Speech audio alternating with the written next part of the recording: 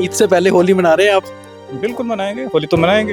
होली वाले दिन बाहर ना निकलें, ये वो है। तो आपको लगता है कि त्योहारों को भी कहीं ना कहीं बांट दिया गया है? तो इस टाइप के स्लोगन वो देते रहते हैं। कल योगी साहब का मैंने सुना था कि भी नमाज पढ़नी है, घर में पढ़ लो, बाहर आओगे तो कलर तो फेंका जाएगा। ईद पे हमारे घर में हिंदू बरादरी से ज़्यादा लोग आते हैं। मोदी साहब को देखो, यहाँ पे जो बीजेपी को मुसलमानों के साथ बहुत नफरत है। यूपी में मुसलमानों को कटमुल्ला बोल देते हैं। शेख को, उनका शेख से प्यार नहीं था उनको, शेख की इकानमी से, शेख के पैसे से, जो शेख यहाँ पे इन्वेस्टमेंट करेगा इंडिया में, उससे प्यार था। जिस चीज़ को गले लगाया उसको मारा इन्होंने यहाँ पे। कतर के शेख इंडिया पहुंचे और प्राइम मिनिस्टर नरेंद्र मोदी ने प्रोटोकॉल तोड़कर उन्हें गले लगाया। और इसका मुद्दा आज जम्मू कश्मीर की असेंबली में भी उठा, और ये उठाया एमएलए दरहाल जावेद चौधरी साहब। तो इनसे ज़रा जानते हैं कि आखिर क्या हुआ कि सीधे प्राइम मिनिस्टर के ऊपर बयान देना पड़ गया। तो जो साहब, आपने अंदर आज प्राइम मिनिस्टर साहब का और शेख कतर का जिक्र किया, क्या बेसिकली आप क्या कहना चाहते हैं?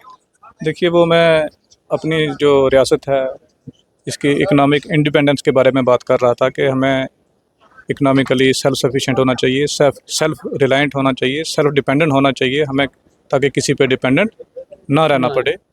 तो हमारे एक सीनियर साथी ने यहाँ स्पीच की थी, उन्होंने बताया था कि शेख साहब ने हिंदुस्तान के साथ हाथ क्यों मिलाया था। तो उसके भी बेसिक 2 पॉइंट थे। एक तो सेकुलरिज्म के लिए कि हिंदुस्तान एक सेकुलर कंट्री है, तो उनको लगता था कि हमारा सर्वाइवल यहाँ पे ज़्यादा अच्छा है।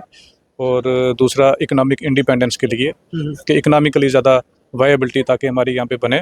ठीक। और उसके चलते ही शेख साहब ने जो लैंड रिफॉर्म एक्ट लाया था, लैंड टू द टिलर्स लाया था, जो अपने आप में एक बहुत बड़ा हिस्टोरिक स्टेप था।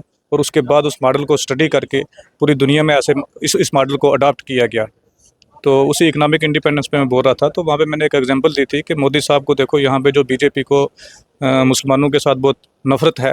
हमारे जो बीजेपी के लीडर हैं वो डेली प्रोवोक करते हैं मुसलमानों को, यहाँ पे गालियाँ दे के, चाहे वो मार्टियर्स को गाली दी या किसी को भी देते हैं वो, या इनके सीएम साहब वहाँ पे यूपी में मुसलमानों को कटमुल्ला बोल देते हैं। और वहीं वो शेख साहब को जाके मोदी साहब ने गले लगाया और अपना प्रोटोकॉल ब्रीच करके उनको वो लेके आए।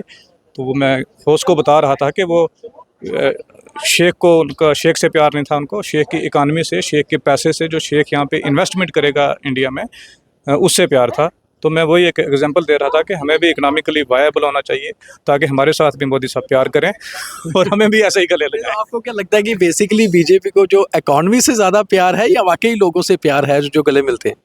नहीं, वो तो जो शेख साहब को गले लगाया वो तो इकानमी के लिए ही प्यार था उनका, वो तो इन्वेस्टमेंट के लिए, पैसे के लिए। बीजेपी ने एनसी के साथ भी अलायंस पहले किया हुआ है और बीच में पीडीपी के साथ भी किया था, तो कहीं ना कहीं प्यार तो है। वो प्यार है, वो गले लगा के मारते हैं, उनको खत्म करते हैं। जिस चीज़ को गले लगाया उसको मारा इन्होंने यहाँ पे। तो आपको लगता है कि जब जम्मू कश्मीर इकोनॉमिकली वायबल हो जाएगा तो फिर बीजेपी का यहाँ झुकाव ज़्यादा हो सकता है? देखिए, जब इकोनॉमिकली वायबल होगा, हम उन पे डिपेंडेंट नहीं रहेंगे, हम सेल्फ सफिशिएंट होंगे, हमारी डिपेंडेंसी जो है उन पे ख़त्म होनी चाहिए।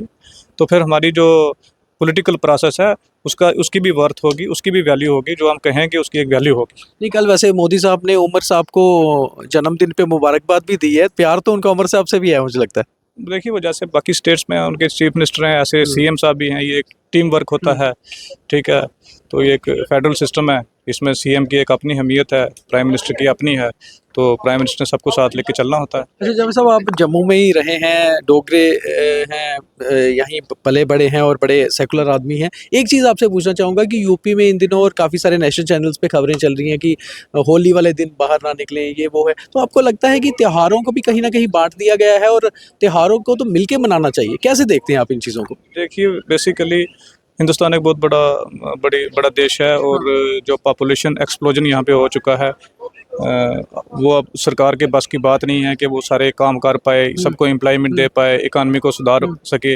इसलिए इन इश्यूज़ को जो है सरकार ज़िंदा रखती है बीजेपी की, ताकि उनको वोट जो है वोट के लिए कि वोट मिलता रहे। तो इस टाइप के स्लोगन वो देते रहते हैं। कल योगी साहब का मैंने सुना था कि भी नमाज पढ़नी है, घर में पढ़ लो, बाहर आओगे तो कलर तो फेंका जाएगा। लेकिन जम्मू में यहाँ एक रिच कल्चरल हेरिटेज है, यहाँ का जो डोगरा कल्चर है। यहाँ पे हमें कभी मुझे तकरीबन 99 में मैं यहाँ पे आ गया था, कभी ऐसी दिक्कत, कभी परेशानी हमें यहाँ पे देखने को नहीं मिली है। यहाँ पे जो औरतें हैं वो बिल्कुल सेफ़ हैं, बच्चे सेफ़ हैं, बुज़ुर्ग सेफ़ हैं। तो कभी भी बाज़ार जाओ, कोई आपको तू करके नहीं बोलता है। एक दिन, आज से 3-4 साल पहले की बात है, मैं रात को लेट टाइम में राजौरी से जम्मू पहुँचा, तो विक्रम चौक से मैं बठिंडी की तरफ जा रहा था। रात के 1:30 बजे एक लड़की वहाँ पे बुक्स उठाई हुई और अपना बैग उठाया हुआ सेंट्रल लाइब्रेरी से विक्रम चौक की तरफ आ रही थी। तो उस वक्त मैंने दिल में सोचा कि देखो यहाँ का कितना अच्छा कल्चर है, सेफ। यहाँ कितना सेफ कल्चर है। तो हम जो 370 की डिमांड कर रहे हैं वो इसी के लिए कर रहे हैं कि हमारा जो कल्चर है, हमारा जो कल्चर हेरिटेज है, हमारी जो सोसाइटी है वो एक इंसुलेटेड और यहाँ हम सोसाइटी थी। ईद भी मनाते हैं और होली भी। बिल्कुल, जब इवन ईद पे हमारे घर में हिंदू बरादरी से ज़्यादा लोग आते हैं। पिछले 20 साल से जो जम्मू शहर के जो लोग हैं, हिंदू बरादरी के जो लोग हैं, वो ज़्यादा हमारे घर में आते ईद से पहले होली मना रहे हैं आप? हैं। बिल्कुल मनाएंगे, होली तो मनाएंगे। ठीक है। तो चलिए, ये थे एमएलए हाल जावेद चौधरी साहब, जिनका कहना है कि कहीं ना कहीं जिस तरह प्रधानमंत्री नरेंद्र मोदी ने कतर के शेख को गले लगाया है, तो जम्मू कश्मीर को भी इकोनॉमिकली वाइबल होना चाहिए, ताकि यहाँ भी वो मेल मिलाप चलता रहे। और अपनी बजट की भाषण पर जिस तरह से नेशनल कॉन्फ्रेंस के विधायकों ने अलग अलग बात रखी, तो एक खास पॉइंट जो था प्राइम मिनिस्टर को जोड़ते हुए जावेद चौधरी साहब ने रखा था। कैमरा पर्सन गगनदीप सिंह के साथ दीपक खजूरिया, द न्यूज़ रूम 24 आवाज़।